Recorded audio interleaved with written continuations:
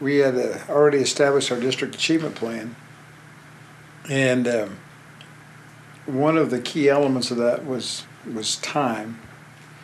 We understood that certain kids learned at a slower rate than others, certain kids learned quicker than others. And so if we're going to get all of our kids up to achievement, we had to know where the kids are. We had to know what they knew and what they didn't know. We had to get that information to the teacher quickly. So the teacher, if a teacher is teaching a child something they already know, they're really not teaching them anything. So the responders allowed us to know what kids knew and what kids didn't know, so the teacher could better direct their instruction. And further, with some linkages I think that probably John's already talked about, with linkages technologically, we could drop that information to gradebook right away and save the teacher's time. So if most of the time in technology, we don't save teachers' time.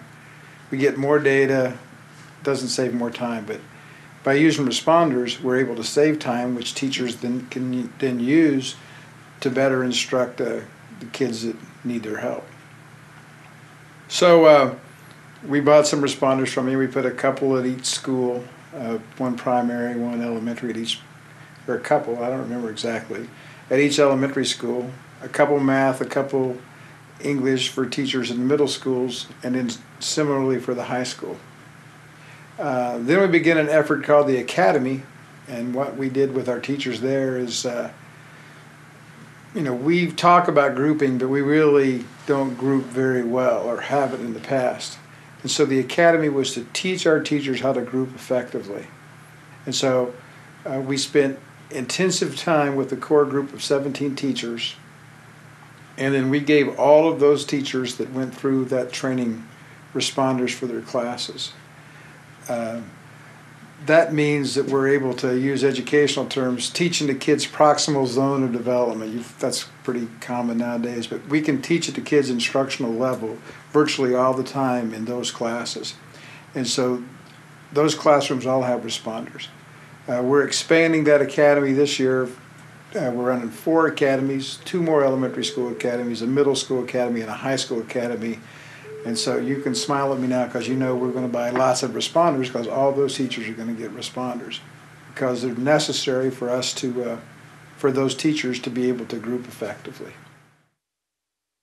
I'm in charge of our test item bank, which is a bank of questions, 20,000 questions that we've aligned to our Arizona state standards. It has to do with reading, math, and writing at this point. And we created the bank so that the teachers could assess quickly what objectives needed to be worked on, what objectives have been mastered in their class for their students in the classroom. When the teachers first started using this, to be able to receive the reports that our test bank provides, they would need to fill out bubble sheets for each child with bubbling in their name and ID number, and then have the student bubble in their answers. What many teachers have found is that sometimes this can cause problems with the kids putting in wrong numbers and then skewing the results. And so when the responders came about, we ended up realizing there was a way to still create our test from our test bank, which was very necessary, but yet put the answers into a CPS and using then the responders for the students to take the test rather than a scan sheet. And again, we would get the immediate results, plus we were able to then export the results back to our test bank so that we could receive the reports that we wanted to receive from these tests that we were able to give. So we were able to get reports from CPS, but then also our own system, and that was a huge undertaking, but yet it came across that it was so necessary for the teachers to have that component. And I've even been asked in the past year from all the way down to kindergarten, of using the responders because they even have more trouble using Scantrons. And with responders, they figure they can teach them A, B, C, D, E, and they can hit the button easier than they could ever fill in a Scantron. So we have teachers from kindergarten through 12th grade using responders to go along with our test bank.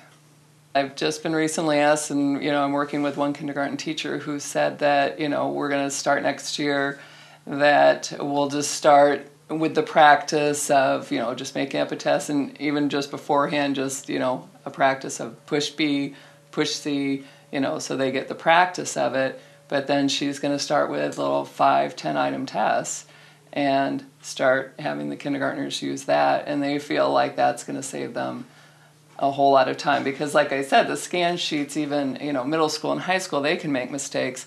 Well, kindergarten has a very hard time with bubbling in the small bubbles, and then the teachers have to do their names and numbers, and so this is a lot quicker for them. We began with a pilot program. You pick teachers who are tech savvy, who are willing to try, who are a little bit flexible. We put them into areas that were more essential, our math and reading, because that's an Ames or a high-stakes testing content area. We put them into those classrooms, and we gave them instruction, or maybe one of your company gave them instruction. We taught them how to use it, and at the outset, they would use the remote control, the responder, and then have to do some manipulating of data to get it into their grade book. Bottom line is that we promised 5 years ago to the teachers that technology is going to save you time. It will make your work and the time spent in the classroom more effective, and it has truly done that. If a teacher had to grade every little piece before they could make an adjustment in instruction, it just wouldn't happen on a regular basis. And those who have persevered in training and in practice and in trying and getting more familiar with everything, that process has happened. So as I view e-instruction, it was that final piece that was elusive, but with some good help, we found the product. We've put it in the hands of good teachers, and products, all the products now are tied together, and our results are proving that the process works.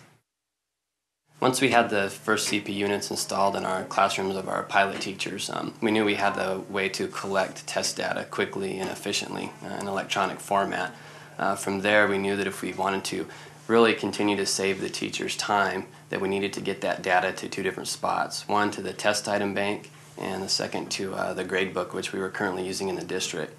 So to make that happen, of course, we had to have a way to get the data out of CPS, which we contacted e-instructions, and they were quickly willing to work with us to do that. And then they actually took the initiative of contacting the companies that produce the test item bank and the grade book. So it made that real easy. Both companies worked on an import and an export feature, and once that was integrated into CPS software, then that was installed and the export was there. So for the teacher to now give their test after they had electronically collected the data, then it was just a mouse click away to creating the export that would go into the other pieces of software. So it literally made, from collecting the data to exporting that to both their grade book and to the test item bank for the specific reports that we'd been using in the past, within 1 to 2 minutes at the most. I mean, literally seconds to move that information to both of those other pieces of software. So once the software is installed, it will automatically update itself. I mean, it continually, when it's open, it will check the instruction website. So if there is an update out there,